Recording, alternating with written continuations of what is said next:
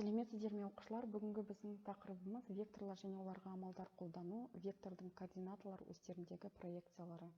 Оқыту мақсаты векторларды қосу, азайту, векторды скалярға көбейту, вектордың координаталар осіне проекциясын анықтау және оларды құраушыларға жіктеу.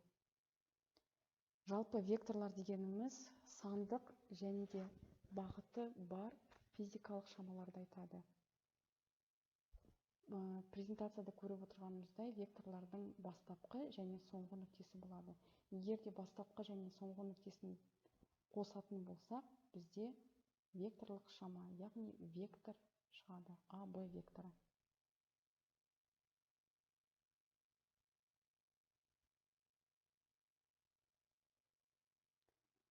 Мысалы, жаңағы АБ векторын алайық. Белгіленуі АБ векторы, оның жаңағы векторының ұзындығы модулі бойынша 7 сантиметрге тең.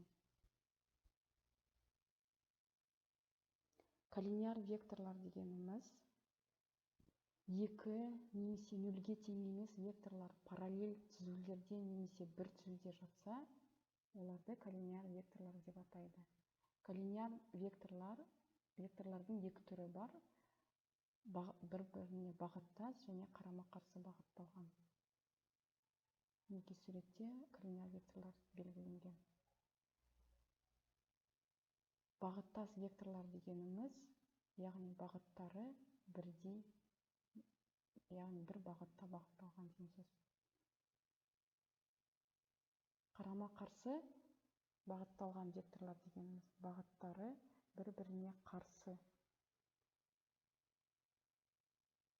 Тең векторлар дегеніміз, олар бір бағыттағы векторлар, яғни ұзындықтары бірдей деген сөз. Суретте көріп отырғанымыздан АБ векторлар бір-біріне тең және бір бағытта бағытталған. Енді оқушылар, сіздерге осындай тапсырма. ABCD тік төртбұрышы берілген, ал О нүктесі ол диагоналдарының қиылысуы. Сіздерге коллинеар, бағыттас, қарама-қарсы және де тең векторларды анықтау қажет.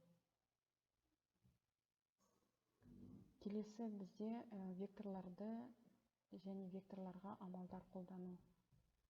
Векторларды біз қоса аламыз, азайта аламыз, оларды скалярға көбейте аламыз, немесе бөле аламыз. Векторларды қосу үшін екі әдіс бар, үшбұрыш әдісі және де параллелограмм әдісі. Үшбұрыш әдісі бойынша векторларды қосу. Үшбұрыш ережесі бойынша біз алдымен бізге А және Б векторы берілген. Осы А және Б векторын қосу үшін векторларды қосқанда бірінші вектордың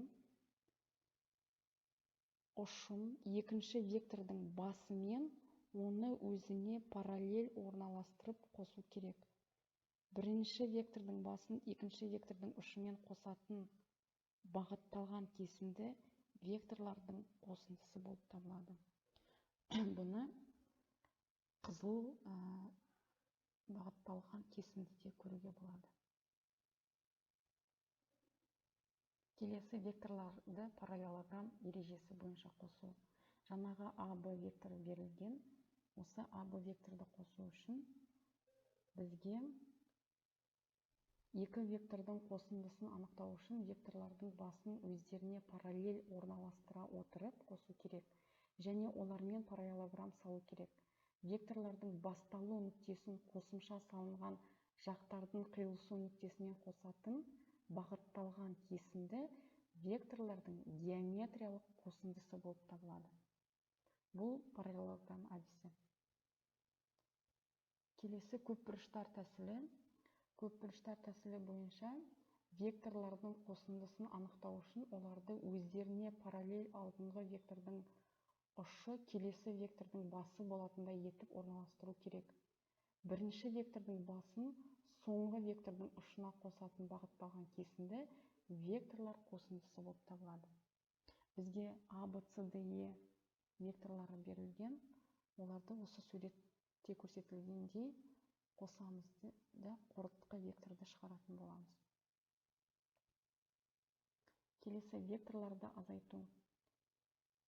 Векторларды азайту үшін бізге мысал ретінде А, Б векторы берілген. А, Б векторы бойынша мінекей суретте көрсетіп отырғандай, бізге екінші вектордың бағытын ауыстыру қажет, сол кезде оның таңбасы өзгереді. Бұл бізде векторларды азайту болып табылады. Яғни міндетті түрде екінші вектордың бағытын ауыстыру қажет. Сонда оның таңбасы өзгереді де векторлардың азайтындысы шығады. Яғни векторларды азайту үшін азайғыш векторға қарама-қарсы вектор салып, оны бірінші векторға үшбұрыш немесе параллелограмм ережесі бойынша қосу керек. Векторларды скаляр шамаға көбейту және бөлу. А векторы берілген. Бұдан мысалға А векторы 0,5 аға тең, ал Б векторы бізде 2 аға тең. С векторы бізде минус аға тең.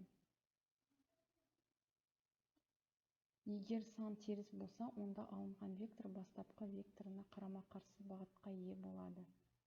Ортқы вектордың модулі бастапқы вектордың модулінен берілген санға көбейтіндісіне тең.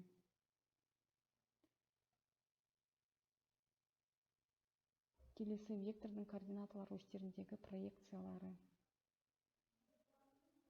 АБЦ тік төртбұрышты үшбұрышынан А векторының X және Y осьтеріндегі проекцияларын AX құраушысы бойынша А тең косинус, AX тең болады А косинус альфаға, ал AY А синус альфаға тең болады. Бұл векторлардың құраушылары.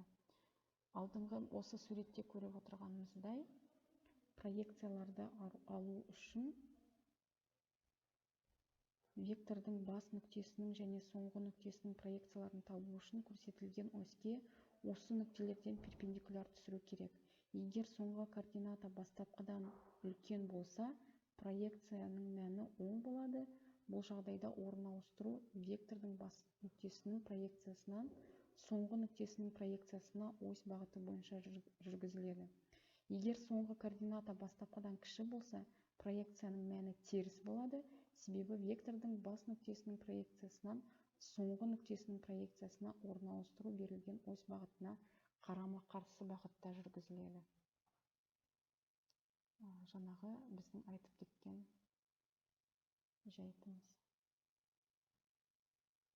Бұл жерден осы суретте көріп отырғанымызда, егер де бізде вектор 90 градустан аз болса, ол бізде оң вектор болады. Егер де 90 градустан кем болса, теріс вектор, яғни қарама-қарсы бағытталған. Егер де олар тең болса, 90 градусқа, ол нөлге тең. Векторлардың қосындысы мен айырмасының проекциялары. Векторлар қосындысының бір осьтегі проекциясы қосылатын векторлардың сол осьтегі проекцияларының алгебралық қосындысына тең болады. Дененің координаталар және орын ауыстыру векторының проекциялары. Бұл жерде бізде мысал ретінде күштердің проекциялары көрсетілген. Егер де бізде параллелограмм әдісі бойынша көрсетілсе, онда косинустар теоремасы қолданылады. Осымен біздің бүгінгі сабағымыз аяқталды. Сабақтың меңгергенін осы білім ағашына пікір жазып қалдырып кетуге болады. Сау болыңыздар.